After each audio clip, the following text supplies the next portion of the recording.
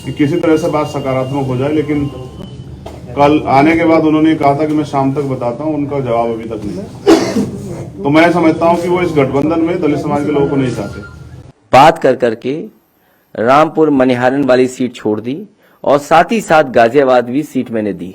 लेकिन अब वो फोन किसका था, किसकी साजिश थी, इसीलिए मैंने कहा कि आज के बाद अब समाजवादी पार्टी में दूसरे दलों को नहीं लिया जा सकता एक्सेप्ट वन। इसलिए समाजवादी पार्टी जहां लोगों को जोड़ रही है, हम अपने लोगों को थोड़ा पीछे करके दूसरों को साथ ला रहे हैं।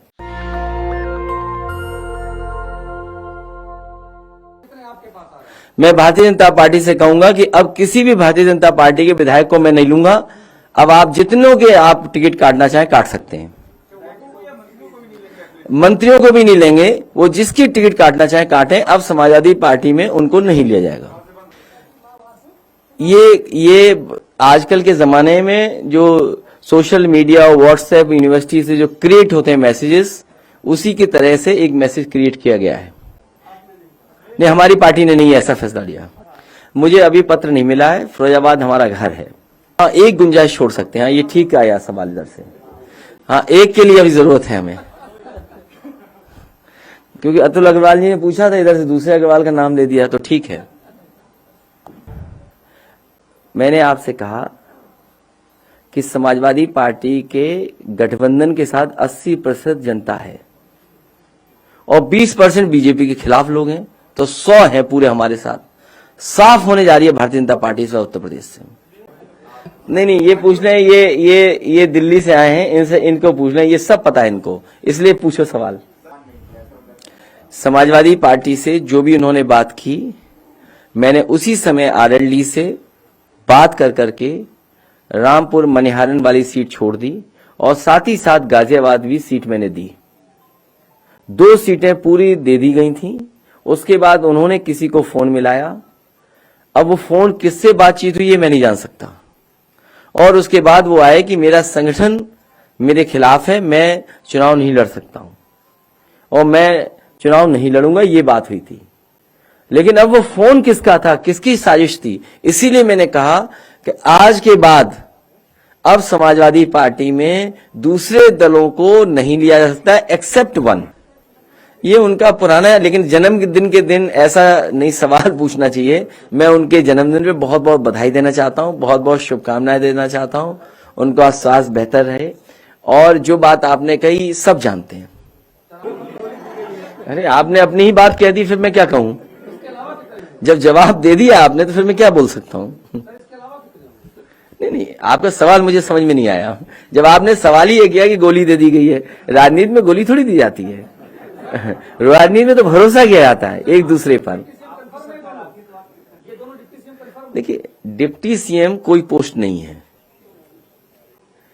और इस तरह जो डिप्टी सीएम 2 आपने देखे, एक स्टूल वाले डिप्टी सीएम और दूसरा उन्होंने अपनी जिंदगी भर कूड़ा और तमाम नालों की सफाई में समय गुजारा। क्या लखनऊ साफ हो गया उनके डिप्टी सीएम बनने से? क्या लखनऊ स्मार्ट सिटी बन गया? लेकिन एक सच था, मुख्यमंत्री उन्हें बनना चाहिए था, लेकिन बाबा मुख्यमंत्री ने बनने नहीं दिया उन्हें। मैं कई मौकों पर कहा और सदन में भी मैंने उनसे कहा कि आपने कूड़ा और इसका जो जिम्मेदारी निभाई थी वो तक तो पूरी नहीं कर पाए, तो काहे के डिप्टी सीएम फिर? ये जो गोमती का किनारा है, नदी, आप में से बहुत सारे लोग लखनऊ रहते हैं, 900 मीटर अगर जुड़ गया होता तो देश का सबसे बेहतरीन रिवर फ्रंट होता।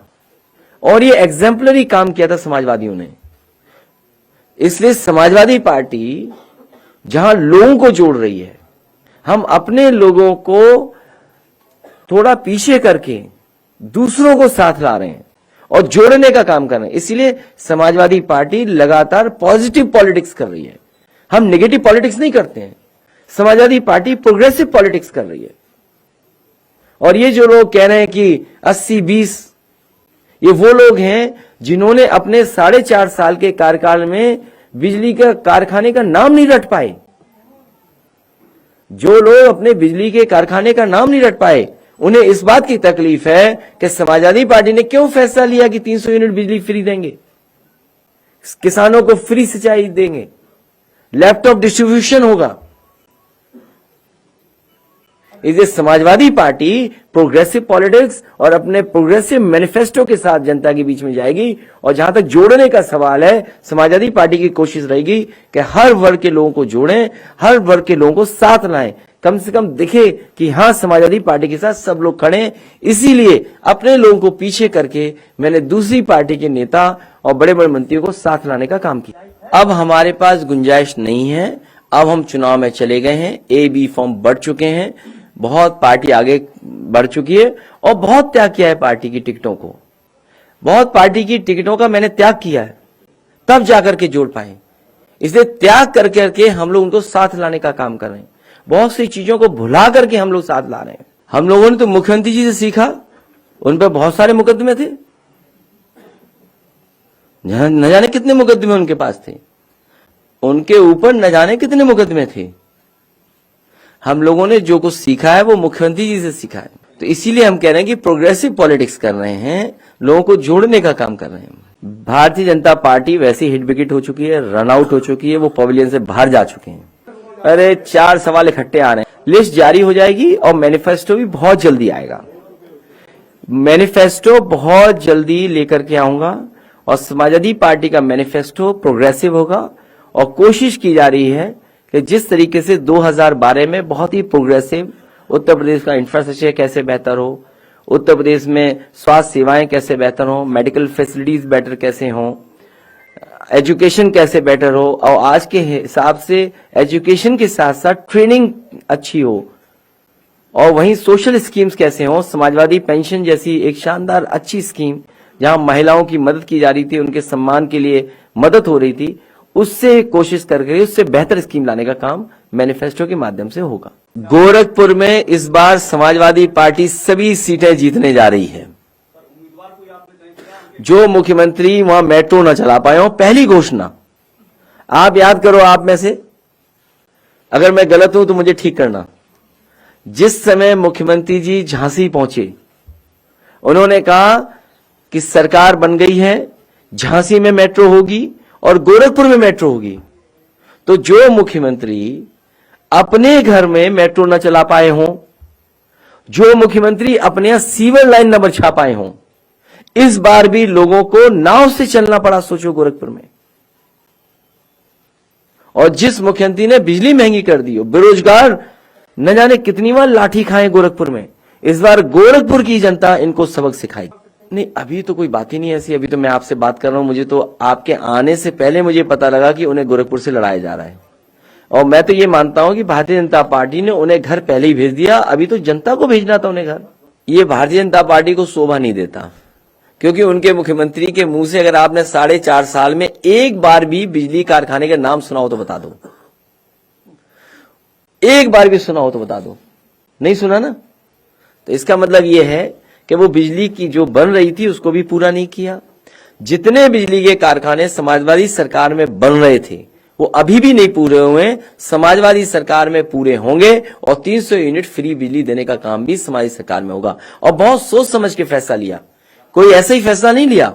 और फैसला उस दिन लिया जब नया साल था, पहली तारीख थी, 22 में चुनाव होना है, 22 में ही सरकार बननी है। समाजवादी पार्टी और हम लोगों ने पूरा होमवर्क करके, जानकारी हासिल करके ही फैसला लिया है कि उत्तर प्रदेश में बिजली दी जा सकती है, बिजली पर्याप्त है। और जितना समाजवादियों ने काम किया, आप ललितपुर चले जाइए, बिजली के कारखाने किसने बनाए, सोलर एनर्जी के प्लांट किसने लगाए। आप महोबा में चले जाइए, सोलर के प्लांट किसने लगाए। जालौन उरई में चले जाइए, प्लांट किसने लगाए। आप बनारस मिर्जापुर में पता करिए, जहां पर फ्रांस के उस समय के प्रेसिडेंट आए थे और उन्होंने उसका उद्घाटन किया था, तो वो किसने लगाया। और कई 500 हेक्टेयर जमीन उरई जालौन में दी थी केंद्र सरकार को कि यहां पर बड़ा मेगा सोलर प्लांट लगा दो, लेकिन अभी तक केंद्र सरकार ने सहयोग नहीं किया। पता नहीं यूपी के साथ भेदभाव क्यों किया केंद्र सरकार ने। और मुझे याद है कलाम साहब जब आए थे, राष्ट्रपति जी, उन्होंने 9 पॉइंट प्रोग्राम पर मुझे प्रेजेंटेशन किया था। उसमें 8 पॉइंट हम पहले से ही कर रहे थे, उत्तर प्रदेश में लागू कर चुके थे, जगह जगह उसकी योजनाएं चल रही थी। और जो उन्होंने कहा कि मिनी ग्रिड से एक गांव को सोलर से पूरा बिजली दीजिए, मैंने उनसे उसी समय निवेदन किया कि मैं बहुत जल्दी इसको लागू कर दूंगा। मैंने लागू किया, 3-4 महीने के अंदर मैंने वो गांव में बिजली फ्री दी और उसका परिणाम यह हुआ कि उस समय के रहे राष्ट्रपति कलाम साहब खुद आए थे और उसका उद्घाटन किया था।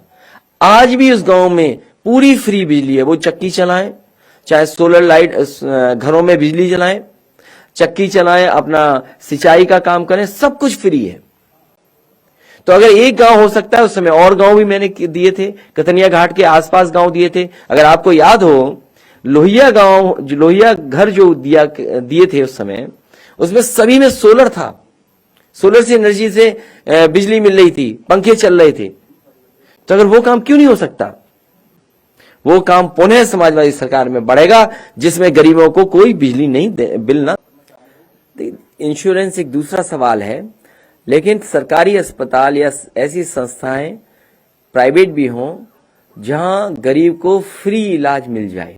समाजवादी पार्टी की कोशिश होगी कि उत्तर प्रदेश में ज्यादा से ज्यादा गरीबों को फ्री इलाज मिले, उसको किसी भी दवाई, जांच और बड़ी से बड़ी बीमारी में पैसा न दे पड़े। वही नहीं बताएंगे, पार्टी तय करेगी, उसी हिसाब से फैसला लेंगे। मुझे ये नहीं पता है कि समाजवादी पार्टी कार्यालय में धारा 144 कब लागू हुई थी, तो इसका क्या जवाब दें हम, जब हमें ये नहीं पता था कि यह धारा 144 लागू है। अगर धारा 144 लागू है तो आज फिर एफआईआर हो जाएगी। आप और हम सब बैठे हैं यहां पर। तो जब समाजवादी पार्टी को और हमारी जानकारी में नहीं था कि पार्टी कार्यालय के अंदर, हमें तो ये जानकारी थी वर्चुअल रैली। अच्छा, वर्चुअल रैली की डेफिनेशन हमें नहीं पता थी, तो हमें ये लगा कि कुछ लोग सामने रहेंगे और वर्चुअली सबको भेजा जाएगी, कैमरे से सबको दिखाएंगे।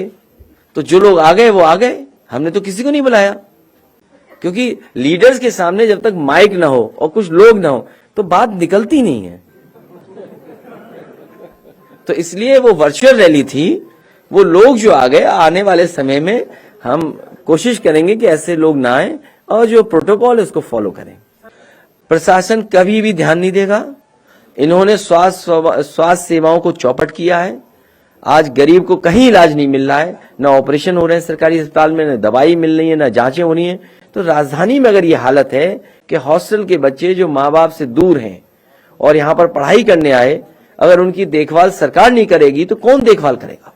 इसलिए सरकार की जिम्मेदारी बनती है उन बच्चों को अच्छा से अच्छा इलाज और तुरंत प्रोटोकॉल के तहत जो दवाइयां उपलब्ध करानी चाहिए वो उपलब्ध कराएं। देखिए, अगर विपक्ष की सरकार होती तो सब अधिकारी अभी तक हट गए होते। जब सत्ता एक जगह हो, दोनों पार्टियों की सत्ता एक जगह हो, दोनों सत्ता एक पार्टी की हैं, हमें उम्मीद है कि चुनाव आयोग इन बातों को देखेगा और इन अधिकारियों के खिलाफ कार्रवाई करेगा। तो हम तो चाहते हैं जल्दी चले जाएं, जाना चाहते हैं तो जगह तब भी खाली हो।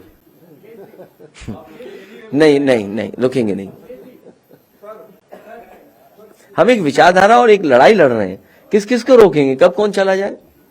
कभी कभी राजनीति में वो परिस्थितियां बनती हैं जहां बड़े चेहरे, बड़े नेताओं को भी साथ जोड़ा जाए, इसलिए उनको जोड़ने के लिए त्याग समाजवादी पार्टी ने किया है। नेशनल दस्तक की आपसे गुजारिश है कि अगर इसको बचाना चाहते हैं तो नेशनल दस्तक को सब्सक्राइब करने के लिए रेड कलर के सब्सक्राइब बटन को दबाएं, फिर बेल आइकन की घंटी दबाएं। नेशनल दस्तक को बचाने के लिए बहुत जरूरी है कि हर खबर को शेयर करें, लाइक करें, कमेंट जरूर करें।